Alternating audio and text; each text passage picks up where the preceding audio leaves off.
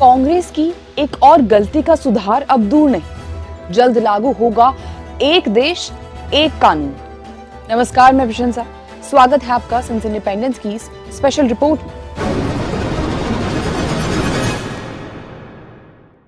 11 दिसंबर को supreme court के फैसले के बाद यह स्पष्ट है कि जम्मू कश्मीर के मामले में गलती हुई थी। ऐसी ही गलती कांग्रेस की ओर से धर्म के आधार पर नागरिकों को स्वतंत्रता दिए जाने को लेकर भी की गई है।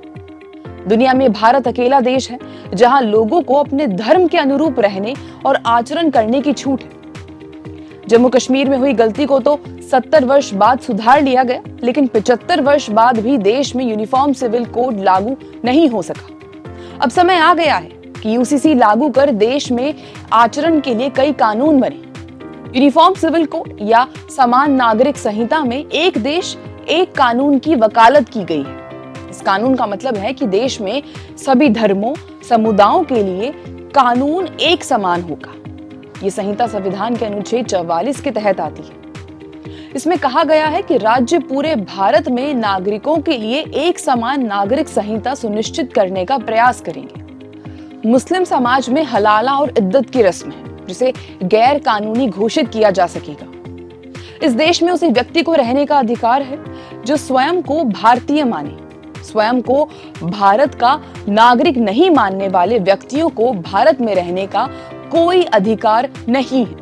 अब तो सुप्रीम कोर्ट ने भी ये कह दिया कि देश का संविधान और कानून सर्वोपरि है। संपूर्ण जम्मू कश्मीर पर भी भारत का कानून लागू होगा। यदि यूसीसी लागू होता है तो देश को और मजबूती मिलेगी।